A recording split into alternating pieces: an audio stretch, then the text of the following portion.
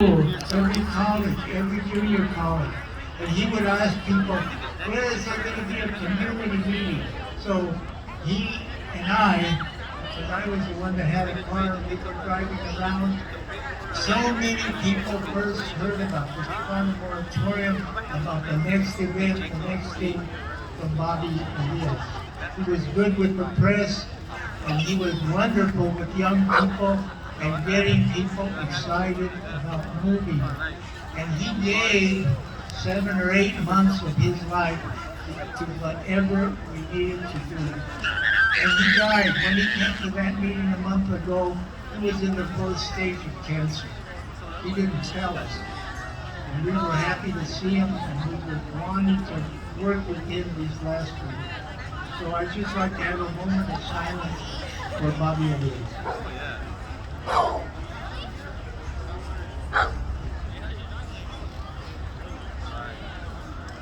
Okay.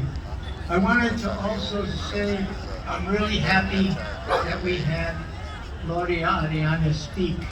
She was the strongest leading woman, first with the Brown Berets to organize against the war, and then becoming with the Chicano Moratorium, formed a group of women to the first kind of Chicana feminists. She says, we didn't think we were feminists then, but we are now, and marched in the second moratorium, and then became one of the leaders in organizing, going out and speaking. You know, when the guys were maybe in the hall talking politics, drinking beer, the women were organizing on how can we get more people, how can we deal with the logistics of those problems. And then she was in charge of housing all the people that came from out of state with the help of some of the other great Chicanas like Julia Alatorre and Irene Tovar and others. But she was a dynamic person.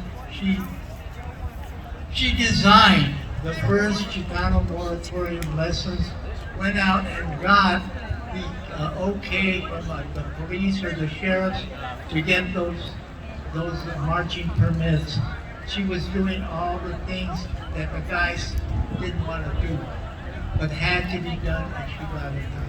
And that's Gloria Arianes. And I'm so happy she told us about the Tonga people, because we said a lot about this is our land. And yes, a lot of us were from tribes in Mexico of different levels of so-called civilization. But the land here was in the hands, in this city, of the Tonga and others, and you can go out. So we have to have that awareness. She told us about how they see the spirits in the trees, in the animals, and everything else that have to be respected and acknowledged. And they're not with the kind of philosophy that human beings are above nature, and that has us heading to where we could be extinct with taking with us so many other species. So that is the knowledge that they have that we need to acknowledge in this city. It wasn't the Spaniards coming and colonizing. The Tonga were here, and actually they were forced to do the work that kept the economy growing, so this became a town and then a city. So we need to remember those things, because as she said, we are all indigenous. I just want to make some observations of the moratorium. What are some of the key lessons? And I've always, after a few years, looked, there were 2 things. There was what we did as subjects of living people that were wanting to have our place in the world, that were wanting to add something to the human race, that we were taught by our parents and their grandparents that we were here to make this a better place for our community and for everyone. And that's the spirit that we had in organizing for Chicano power, for empowerment, in order to live lives with respect and decency and not have to be killers and wars anymore.